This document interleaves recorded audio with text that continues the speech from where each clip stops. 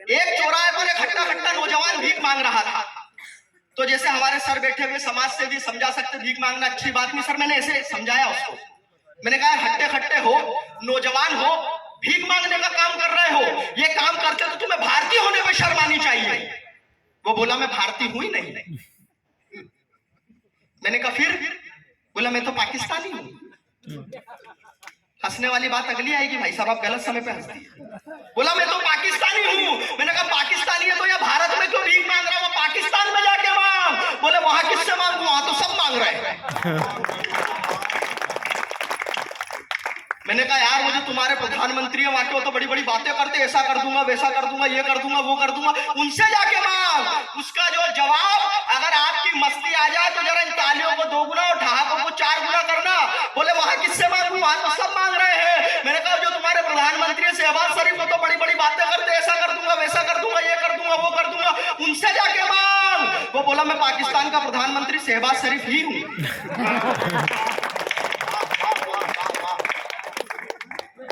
इतना अद्भुत मामला है। खाने पीने का भी क्रम इसी बीच में चल रहा है, मेरे साथ में यही होता है, मैं सच बता रहा हूं। वो एक बार एक लड़की मुझे सपरिवार देखने आई। कविता सुनना, अंतिम कविता सुना रहा हूं। मुझे बहुत कुछ सुनाने के मन से ही आया था, लेकिन निश्चित रूप से अगली बार वो संभव होगा। इस बार तो समय की अपनी सीमा। एक कविता सुना रहा हूं, आप जरा मन से सुन लेंगे तो आपको बहुत दिनों तक याद रहेगी। या हमारी मातृशक्ति बैठी हुई है, मैं इनको समर्पित करता हूं। आदरणीय, मैं आपको समर्पित करता हूं, आपकी उपस्थिति यहाँ पर है। एक बार एक लड़की मुझे सपरिवार, मैं ऑब्जर्वेशन का कवि हूं। ऑब्जर्वेशन आप लोग समझते हैं? ऑब्जर्वेशन सर मान लीजिए आपने जिनने कहा समझते हैं, आप कार चला रहे हो, सामने अगर कोई बच्चा आ जाए, ऑब्जर्वेशन देखना, अगर सामने ये बात आपको जिंदगी भर काम आएगी। सामने अगर कोई बच्चा आ जाए तो या तो आप गाड़ी धीमी कर ले या तो फिर पीछे की तरफ से लेके जाएं, क्योंकि बच्चे को उसका आगे का जीवन दिखता है, इसके लिए वो आगे की तरफ भागेगा।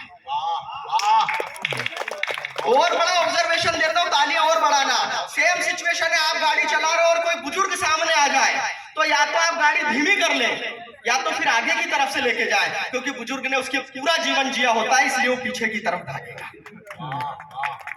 और बड़ा ऑब्जर्वेशन देता हूं, सेम सिचुएशन है, आप गाड़ी चला रहे हो, सामने कोई पुरुष आ जाए तो बस आप गाड़ी धीमी कर ले, क्योंकि पुरुष समझदार होता है, वो चुपचाप निकल जाएगा।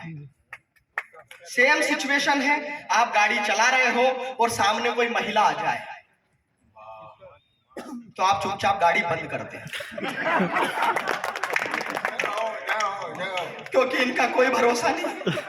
ये कभी आगे की तरफ भागेंगे, कभी पीछे की तरफ भागेंगे, और कुछ समझ में नहीं आएगा तो बीच चौराहे पे आंखें बंद करके ओ माय गॉड। जरा जोरदार बजा दो एक बार।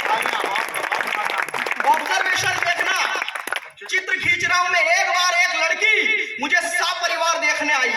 वो आए लड़की वाले मुझे देखने, तो मेरे पिताजी ने कहा कि ये रहा हमारा लड़का, देख लीजिए। लड़की वालों ने मुझे ऊपर से नीचे तक देखा और बोले जी हमने तो देख लिया, अब किसी अच्छे से डॉक्टर को दिखाओ।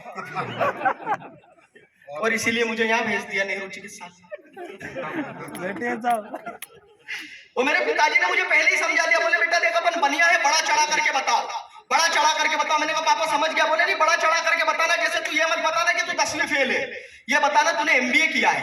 मैंने कहा पापा समझ गया। बोले नहीं, तू एक बार में समझता ही नहीं है, दहेज की बात हो बड़ा चढ़ा करके बताना, ये अगर वो मोटरसाइकिल दे तो कार मांगना। मैंने कहा पापा समझ गया। वो लड़की वाले आए, लड़की के पिताजी ने मुझे देखा, मैंने चश्मा पहना हुआ था, उन्होंने मुझसे पूछा कि चश्मा नंबर का है क्या? मैंने बड़ा चढ़ा करके बता दिया, नहीं 5 साल से अंधा हूं। 5 मिनट बाद मुझे खांसी आई, उन्होंने फिर मुझसे पूछा खांसी हो रखी है क्या? मैंने फिर बड़ा चढ़ा करके बता दिया, नहीं 10 साल से टीबी है। थोड़ी देर बाद उन्होंने मुझसे पूछा हमारी बेटी तो पसंद आई ना? मैंने फिर बड़ा चढ़ा करके बता दिया, मां पसंद आई है। इसीलिए भाई साहब मैंने तो कसम खा रखी है, ना तो खुद शादी करूंगा ना अपने बच्चों को करने दूंगा। एक बार एक लड़की मुझे सपरिवार देखने आई, साथ में अपनी कमाऊ मां और गृहिणी पिता को लाई। मैं किचन में मेहमानों के लिए चाय गरमा रहा था। मैं किचन में मेहमानों के लिए चाय गरमा रहा था और खिड़की से लड़की को देख देख शर्मा रहा था। लड़की वाले मेरा कद ऊपर से नीचे तक नाप रहे थे। चाय की ट्रे ले जाते समय मेरे हाथ कांप रहे थे। ठीक उल्टी सिचुएशन है, विरोधाभास अलंकार। चाय की ट्रे ले जाते समय मेरे हाथ कांप रहे थे। लड़की की माँ चाय की चुस्की लेते हुए बोली, बेटा खाना बना लेते हो ना? बेटा खाना बना लेते हो ना? पिताजी ने अपने मतलब का सवाल पूछा। झाड़ू पोछा तो लगा लेते हो ना? झाड़ू पोछा तो लगा लेते हो ना? जवाब में हमारे पिताजी बोले, हमारा बेटा सर्वगुण संपन्न है, उसे सब कुछ आता है, बिल्कुल बेल जैसा एकदम सीधा साधा है। लड़की वालों ने थोड़ा थोड़ा इन तमाम विरोधाभास, इन तमाम परिस्थितियों के बीच में मैं पढ़ रहा हूं, आपका मन मांग रहा हूं, मैं थोड़ा सा चित्र खींच रहा हूं, आपका मन मांगता हूं, 1 मिनट के लिए मुझे ध्यान से सुन लीजिएगा। लड़की वालों ने थोड़ा थोड़ा और हमने भरपेट नाश्ता किया। फिर मुझे लड़की के साथ अकेले में बात करने का मौका दिया। वो हम दोनों को भेज दिया एक कमरे में अकेले, बोले जाओ दोनों बात कर लो। यकीन जानो 10 मिनट तक पिन ड्रॉप साइलेंट, ना मैं कुछ बोला ना वो बोली। फिर 10 मिनट बाद हिम्मत करके मैं ही बोला, बहन आप कितने भाई बहन हैं? बहुत बढ़िया। फिर वो बोली, अब तक तो 2 थे, अब जोरदार ताली होनी चाहिए। फिर मुझे लड़की के साथ अकेले में बात करने का मौका दिया। मेरे तमाम दोस्त पीछे पड़े, बोले चेतन शादी कर ले, बीवी लिया, चेतन शादी कर ले। अब मेरे साथ घटनाएं ऐसी होती, मैं क्या बताऊं। तमाम दोस्त बोल रहे, बोले बीवी लिया, बीवी लिया। इसका मैंने जवाब दिया और ऐसा जवाब मैं ही दे सकता था। बोले चेतन बीवी लिया, मैंने कहा सोच तो मैं भी रहा हूं, बीवी लिया हूं, पर लाऊं किसकी? फिर मुझे लड़की के साथ अकेले में बात करने का मौका दिया। लड़की का जैसे जैसे सवाल मेरी तरफ आ रहा था, मैं शर्माते हुए शर्ट की कॉलर चबा रहा था। हम दोनों अपने भविष्य का ख्वाब सुन रहे थे और उधर घर वाले चुपके से हमारी बात सुन रहे थे। वो बोलती जा रही थी, बोलती जा रही थी, मैंने अपना मुंह बंद कर लिया। कुछ इस तरह हम दोनों ने एक दूसरे को पसंद कर लिया।